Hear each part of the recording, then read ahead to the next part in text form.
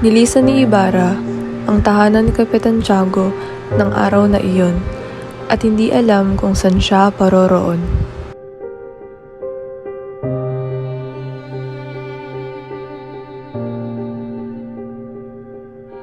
Nasa aktong pagmumuni-muni si Ibarra nang biglang may marahang dumantay na kamay sa kanyang balikat.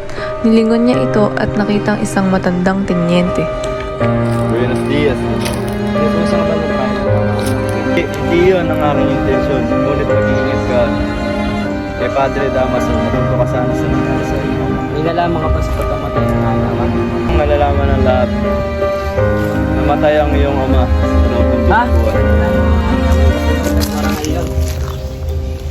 Nang panahong iyo'y, may isang artilyerong naalis sa pagkasundalo.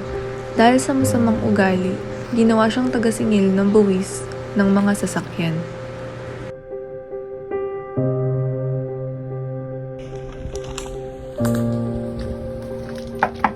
Tao po, maniningil ng buwis. Salamat.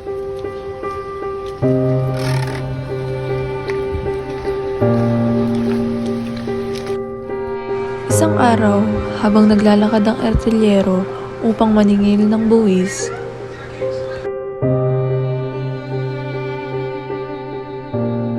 ay may mga batang naglalaro sa daan. Nang naglalakad ang artilyero, siya ay tinukso ng mga bata at sinduhan ng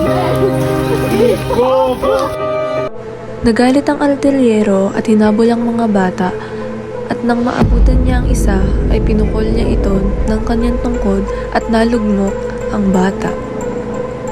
Naaktuhan naman na dumaan si Don Rafael at nakita niya ang artilyero at pinigilan niya ito, ngunit walang nagawa si Don Rafael kundi ipagtanggol.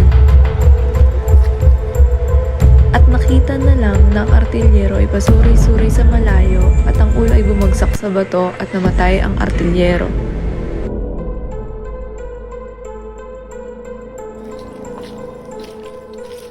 Nabilanggo si Don Rafael. Siya ay naparatangan na pilibustero at herehe at pinagbintangan din siyang kasabwat ng mga talisan.